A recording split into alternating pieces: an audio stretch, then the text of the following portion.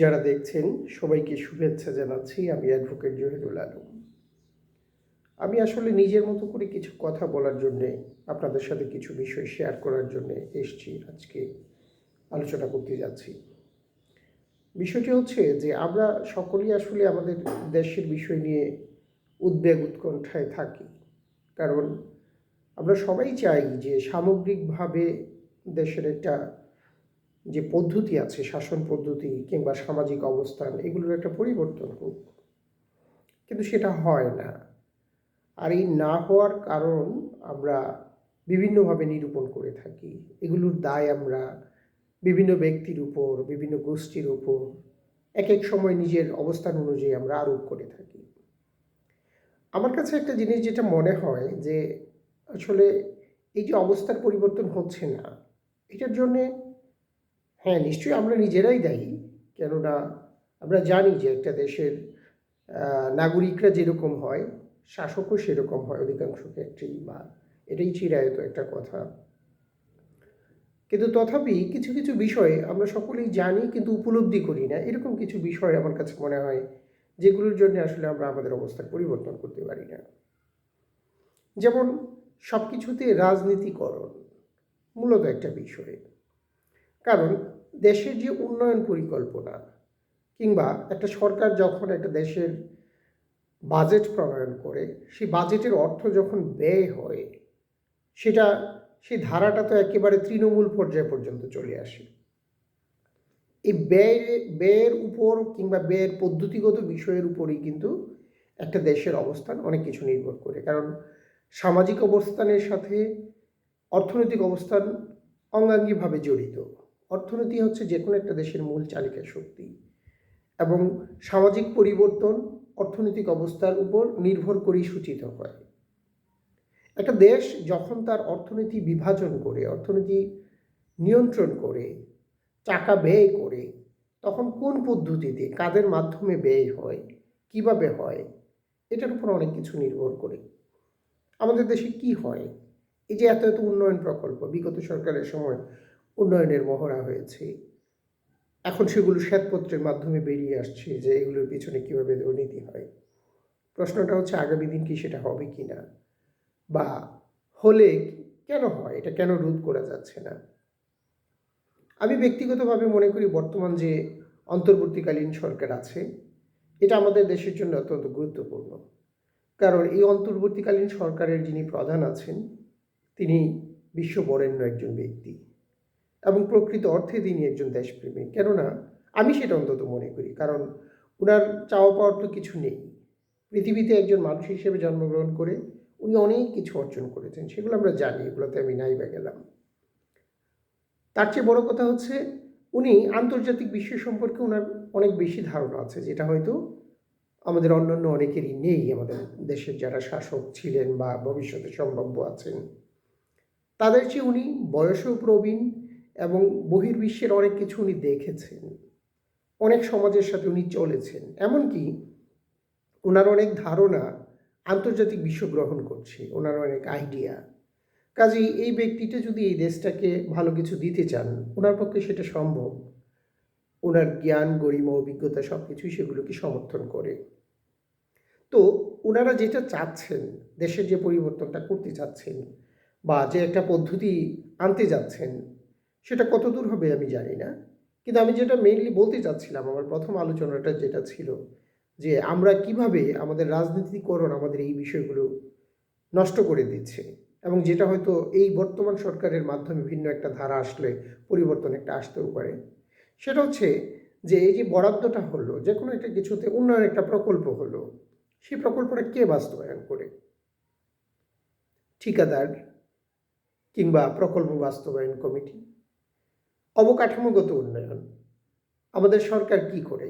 বিভিন্ন রাস্তাঘাট, কালভার্ট, মসজিদ, মাদ্রাসা, মন্দির, এগুলোর উন্নয়নের জন্য প্রকল্প নেই। ফ্লাইওভার, বড় বড় মেট্রো রেল ইত্যাদি ইত্যাদি। এই কাজগুলো কারা করে? বেশিরভাগ করে ঠিকাদারেরা। আর গ্রাসরুট লেভেলে থানা পর্যায়ে ছোট ছোট কাজ করা হয় প্রকল্প বাস্তবায়ন কমিটির মাধ্যমে। বিভিন্ন দপ্তরের মাধ্যমে সরকার এই কাজগুলো বাস্তবায়ন করে। এলজিডি আছে, সড়ক ভবন আছে, পিডাব্লিউডি আছে, পানি উন্নয়ন বোর্ড আছে, বিভিন্ন প্রতিষ্ঠান, স্থানীয় সরকার প্রতিষ্ঠানগুলো আছে, এগুলোর মাধ্যমে। কিন্তু দেখা যায় যে যখন কাজটা বাস্তবায়িত হয়, কোনো একটা দপ্তর একটা দরপত্র আহ্বান করলো, সেখানে যারা অংশগ্রহণ করে, হ্যাঁ, তারা তালিকাভুক্ত ঠিকাদার ঠিক আছে, বাস্তবতায় কি হয়, পেছনে থাকে রাজনীতিবিদরা। আর আমাদের দেশের রাজনীতির প্রধান লক্ষ্যটাই হচ্ছে রাজনীতি করার। মোটা দাগে কিছু মানুষ হয়তো ব্যতিক্রম আছে, মোটা দাগে আমাদের দেশের মানুষ রাজনীতি করে একটা দলের সাথে সম্পৃক্ত হয়ে ওইসব বড় বড় কাজ পাওয়ার জন্য, একটা দলকে ক্ষমতায় আনার জন্য মরিয়া হয়ে ওঠে। কারণ আমার দল যদি ক্ষমতায় আসে, আমার নেতার হাতে যদি ক্ষমতা থাকে, আমি বড় ঠিকাদারি কাজ পাবো, আমি আমার এলাকায় প্রকল্প পাবো একটা। তখন আমি যখন ওটা পাবো, তখন আমার মূল লক্ষ্য থাকে এখান থেকে কি করে আমি আমার মুনাফাটা উঠাবো বেশিরভাগ। তখন দেশপ্রেমটা আসলে এখানে ওইভাবে খুঁজে পাওয়া যায় না, বাস্তবতাটা ওই পর্যায়ে নিয়ে যায় আমাদেরকে। প্রত্যেকেই রাজনীতি করছে, প্রত্যেকেই কম আর বেশি নিজের অবস্থানটা তৈরি করার জন্য। কিছু কিছু মানুষ ব্যতিক্রম আছে, কিন্তু ব্যতিক্রম কখনো আসলে দৃষ্টান্ত হয় না বা উদাহরণ হয় না। যে গ্রামের একেবারে সাধারণ একটা ছেলে ওয়ার্ড পর্যায়ে রাজনীতি করছে, তারও লক্ষ্য থাকে যে আমার ওয়ার্ডে একটা ছোট খেয়াঘাট আছে, আমি যেন সেটা আমার নেতার মাধ্যমে লিজ দিতে পারি। যখন বয়স্ক ভাতার নামের তালিকা হবে, আমি যেন 2টা নাম সুপারিশ করে দিতে পারি। ওখান থেকে সবাই করে না, আমি বারবারই বলছি, কিন্তু যেটা বেশিরভাগ ক্ষেত্রে হয়, ওখান থেকে যেন আমি 500 1,000 টাকা রাখতে পারি। আমার ইউনিয়নের যে বাজার আছে, ওখানে যেন আমি সার কীটনাশক বিক্রি করতে পারি তার সাথে। অর্থাৎ এইটা যেভাবে, ধরেন কথার কথা, সার কীটনাশক বিক্রির জন্যে যে পারমিশন যেভাবে দেওয়ার কথা, সেটা কি সেভাবে হয়? হয় না। ওখানেও রাজনৈতিক নেতৃবৃন্দের প্রভাব। আর সেই নেতাই তত বেশি জনপ্রিয় যে তার অনুসারীদেরকে বেশি সুবিধা দেয়। তার মানে হচ্ছে, আমি অন্যভাবে বলবো যে আমাদের সমাজ ব্যবস্থায় যে নেতা যত বেশি জনপ্রিয়, সে তত বেশি দুর্নীতি করে। হয়তো একটু খটকা লাগবে, কারণ দুর্নীতির অনেক সংজ্ঞা আছে। দুর্নীতি কেবলমাত্র নিজের অর্থ উপার্জনের জন্য যে কাজ করা হয়, অবৈধ কাজ, সেটাই দুর্নীতি না। নেপোটিজম বা স্বজনপ্রীতি, দলীয়করণ, এগুলো বড় দুর্নীতির উদাহরণ। একটা দপ্তরের একটা কাজ বন্টনের জন্য একটা নির্দিষ্ট নীতিমালা আছে। দপ্তরগুলো কি আমাদের সমাজ ব্যবস্থায় কখনো সেই নীতিমালা অনুসরণ করে কাজ করতে পারে? পারে না তো।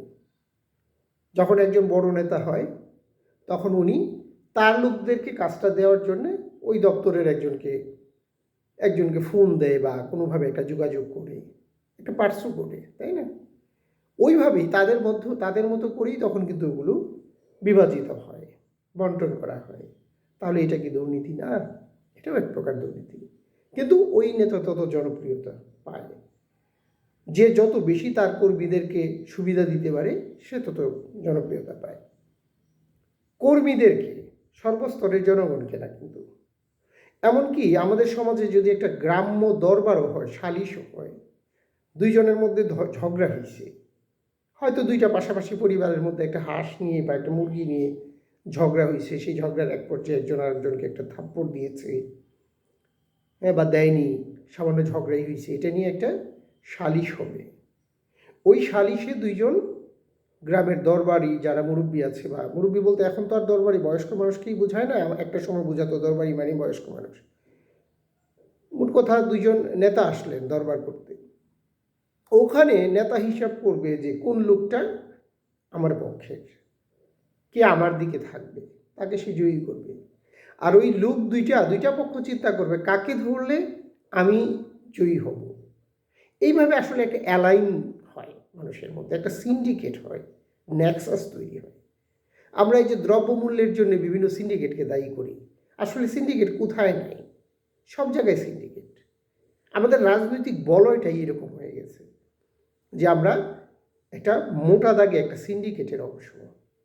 একটা উপজেলা পর্যায়ে একটা রাজনৈতিক দলের একটা কমিটি হবে, একটা জেলা পর্যায়ে একটা রাজনৈতিক দলের কমিটি হবে, একটা ওয়ার্ড পর্যায়ে বা ইউনিয়ন পর্যায়ে একটা, সেটা যে কোনো রাজনৈতিক দলই হোক না কেন, আমাদের দেশে যেটা হচ্ছে, 2-1টা দলের ভিন্নতা হয়তো কিছু থাকতে পারে, কিন্তু বেশিরভাগ ক্ষেত্রেই যেটা হয়, ওই দেখা হয় যে আমি কার সাথে গেলে আমার স্বার্থটা বেশি থাকবে।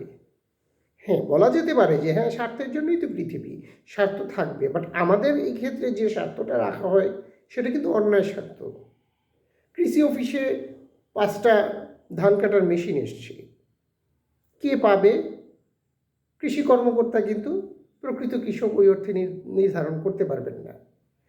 ওনার উপর প্রভাব আসবে স্থানীয় নেতৃবৃন্দের। স্থানীয় নেতৃবৃন্দ কাকে দিবে? যারা তাদের লোকজন, ভাগ বাটোয়ারা হবে। আর এখান থেকে আমলাদেরকেও আমরা যে দায়ীটা করি, কারণ আমরাও পরিস্থিতির মধ্যেই থাকে, তারাও তখন সুবিধাটা নেই। একজন আমার সুপারিশ রাখতেছে, তো তাকেও আমি কিছুকে দিচ্ছি, বা সেও কিছু পাচ্ছে, ফলে আমার সুপারিশ রাখছে। আর যদি দেখা যায় যে না, কারোর সাথে কোথাও কোনো কনফ্লিক্ট হয়, তখন ওই আমলার নামে একটা অভিযোগ আসে, উনি দুর্নীতি করতেছে, প্রকৃত ব্যক্তিকে দেয় না, ইত্যাদি ইত্যাদি। আসলে সব মিলাই একটা নেক্সাস, একটা সিন্ডিকেট সর্বত্র। আমার আমি, তোমার তুমি, তুমি আমাকে দিবা, আমি তোমাকে দিব।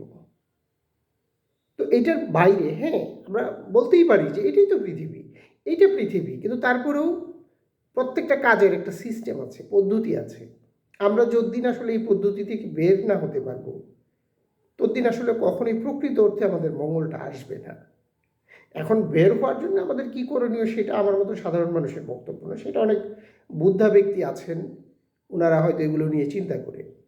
পরিবর্তন আসলে দুইভাবে হয়, আমি ব্যক্তিগতভাবে যেটা দেখি বা বুঝে আসছি, আমার ক্ষুদ্র জ্ঞানে আমি যেটা বুঝি, একটা হচ্ছে উপর থেকে একটা পদ্ধতি তৈরি হয় এবং সেই পদ্ধতির ছায়াতলে নিচের লোকজনকে নিয়ে আসা হয়, আসার একটা প্রচেষ্টা থাকে, তখন এইভাবে হয়। আবার আরেকটা হয়, বিভিন্ন ঘটনার প্রেক্ষিতে নিচ থেকে কোনো একটা পরিবর্তনের জন্যে মানুষের মধ্যে একটা অনুভূতি জাগ্রত হয় এবং সেটা আস্তে আস্তে ঘনীভূত হয় এবং মানুষের মাধ্যমেই একটা বড় পরিবর্তন আসে। দুইভাবেই আসে, এটা ওদিক থেকেও আসতে পারে, এদিক থেকেও যেতে পারে। তবে সাধারণত মোটা দাগে যদি বলা হয়, ছোট ছোট পরিবর্তনের জন্য উপরের সিদ্ধান্ত বেশি প্রয়োজনীয় হয়। কেননা আমরা তো সাধারণ মানুষ, যদি আমরা চলি একটা শাসনতন্ত্রের অধীনে, যদি উপর থেকে কোনো উপর বলতে আমি বোঝাচ্ছি যারা রাষ্ট্র পরিচালনা করেন, ওখানে যদি একটা সুন্দর রূপরেখা হয়, একটা পদ্ধতিগত পরিবর্তনের ব্যাপক আকারে ব্যাপক পরিসরে যদি একটা কার্যক্রম গ্রহণ করা হয়, হয়তো প্রথম প্রথম আমরা অভ্যস্ত হতে সমস্যা হবে, আস্তে আস্তে সেটাতে আমরা হয়তো অভ্যস্ত হয়ে যাব। বিশেষত যারা সরাসরি রাজনৈতিক দলের সাথে সম্পৃক্ত হয়, রাজনৈতিক দলের কর্মী যারা, তাদের ব্যক্তিগত আয় উপার্জনের জন্যে যদি দল কিংবা সেই ব্যক্তির একটা বিশেষ চিন্তা ভাবনা থাকে, ভিন্ন ক্ষেত্র থাকে, তখন এটা গুণগত পরিবর্তন আস্তে আস্তে আসতে পারবে হয়তো বা।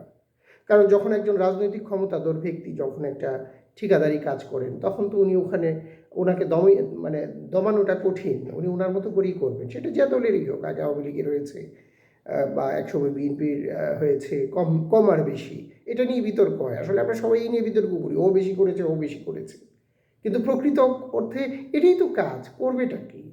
রাজনীতি করেছে, ত্যাগ তিতিক্ষা করেছে, জেল খেটেছে, তারও তো পরিবার আছে, মানুষজন আছে, তাদের জন্য তো কিছু করতে হবে। তখন একটা সুযোগ পেয়েছে, ওখানে সে কিছু অর্থ উপার্জন করতে চাইবে।